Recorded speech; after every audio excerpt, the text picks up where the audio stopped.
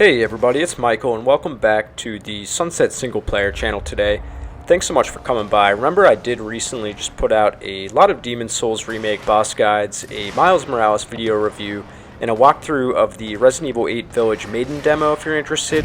And those are all up on the channel if you'd like to check them out. And as always, remember, if you like what you see today, please leave a thumbs up and subscribe to the channel for much more PlayStation 5 centric videos coming soon.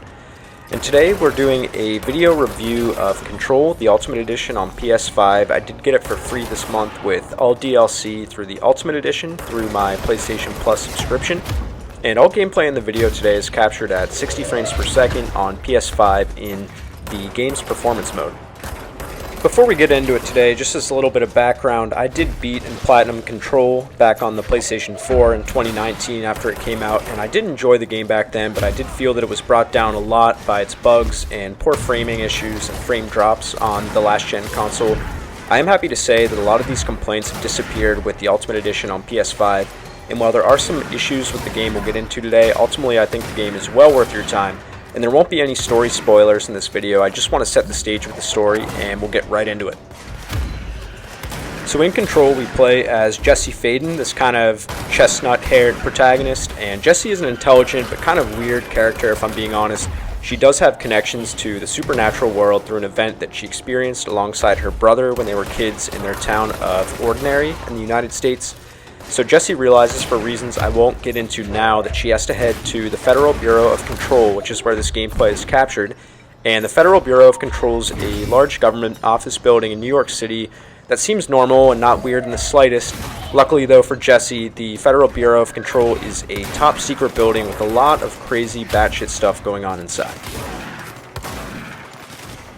Jesse's objective in the game is to figure out what has happened to her brother and what's going on in this super unusual top secret supernatural building. And Jesse is supported throughout the roughly 10-hour game by the Bureau's eccentric and intelligent cast of Bureau top employees as she works to uncover the secrets in the Bureau. In addition to completing the main story missions, Control has an excellent cast of side missions that you can tackle in any order once you have them unlocked, that come alongside some optional side bosses that were the best part of the game for me. And there is only one difficulty level in Control, but at times the game can get very challenging and frantic when you take on the Hiss, which are the main enemies you see me taking down now. And later on in the video we'll get more into the Hiss and how they got this way. And I don't want to spoil the memorable side bosses here, but don't worry, future videos are coming very soon and we'll go in depth on some of these challenging and super strange supernatural tangos. And that gets me into the combat, which is the highlight of the game for me, everybody. Control's combat is made up of excellent third-person shooting mechanics with the gun that Jesse wields that's called the service weapon. Various mods and upgrades found throughout the Bureau can transform the service weapon into a semi-automatic pistol, a shotgun-type weapon called Shatter, and my favorite, a stronger sniper-type pistol blast called Pierce.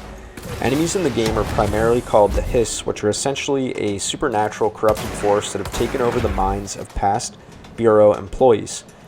And besides this, there are also some other supernatural bosses and enemies that I don't want to spoil yet at this time. I'm happy to report that the combat doesn't stop with the fast and kinetic third-person shooting. Jesse also has the ability to double dash, levitate in midair, and use telekinesis to whip various crates and even explosives around the room once you upgrade these various abilities. This third-person shooting with fast and kinetic telekinesis is incredible, and it's almost as fun to play from a gameplay perspective as Miles Morales was on PlayStation 5 late last year, but they are very close and Control does make it a toss-up. And this gets me into the performance of the game on PS5, which I alluded to earlier in the video, and as you can probably tell in this video, the gameplay is much improved over the last-gen PlayStation 4 version. The frame rate remains steady throughout the experience at 60 FPS in performance mode, and I can only count on one hand the amount of times the frame rate has dropped in my roughly 10 to 15 hours with this version of the game on PS5 so far. And graphically the game looks great. It does not run at 4K in the performance mode, but the impressive facial animations of Jesse not only in cutscenes but also in combat are very apparent. The game is very responsive and the load times are minimal. And whereas load times on the PS4 version of the game are quite long, the PlayStation 5 load times after a death are less than 10 seconds most of the time. Fast traveling between control points, which are essentially map locations throughout areas of the Bureau, also have very minimal loading times that keep you involved in the experience, which is really great. And here, as you see me charge up a Pierce Shot, my favorite weapon variety in the game, I do want to get into some complaints I have about the game. And the main complaint I have about Control is the way it goes about telling you its story.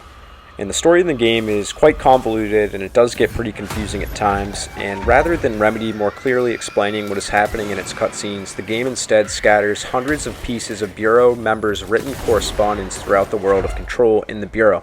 And some of these files contain paragraphs of information that only made the story more confusing as a whole. However, it did clarify some pieces of the story. And I'd say that the shorter written emails and correspondence found throughout the game are well worth reading because there is a lot of interesting and sometimes even funny written dialogue from certain Bureau members to the others that make you realize that the building contains and used to contain real people. One of these real people that we had the pleasure of meeting is Ahti, who is the Finnish janitor that refers to Jesse as his janitor's assistant. Keep a careful eye on Ahti, everybody. The game's ending was also fairly weak in my opinion that brought down the otherwise stellar experience. Fortunately, there are 2 strong packs of DLC included in the Ultimate Edition on PlayStation Plus for both PS4 and PS5 called The Foundation and AWE that help tie together loose story threads. I highly recommend The Foundation especially as it had a really strong and powerful final mission that had my jaw actually drop, to be honest, knowing what we knew before after completing the main story. In Control, there's also various puzzles that involve turning on generators or elevators that I thought were well done and a welcome change of pace from the kinetic gameplay. Other puzzles involve pattern recognition in an abandoned motel that can help you unlock doors. So if you're looking for a fast-paced game with tight shooting and telekinesis powers and a really weird supernatural setting, look no further than Control the Ultimate Edition. I do think PS5 is an amazing place to play this game, much improved over the last gen version, amazing performance and very fun gameplay in this really weird office building setting. And that's another thing, the Federal Bureau of Control is essentially a government building, and I never thought a game could take place in a government office building and be as weird as this one. Remedy really knocked this one out of the park on PS5 with their next gen upgrade, and it was really awesome that Sony was able to partner with them to make the game free on PlayStation Plus in the month of February. As for me, I can't wait to spend my time taking down the remaining side bosses in this version of the game, and maybe even double dip for that platinum trophy like I did on the PlayStation 4 version of the game. I hope this video review helped if you guys out there are on the fence about starting up Control the Ultimate Edition on either PS4 or PS5. Thanks so much for stopping by, and remember I do also run a weekly video game podcast called the Sunset Single Player that goes live each and every Tuesday that I did link in the description of the video today if you'd like to check it out. But until next time guys, please enjoy the remaining videos on the channel, and I'll have a lot more PlayStation 5 centric video content coming very soon. Thanks so much guys, and take care.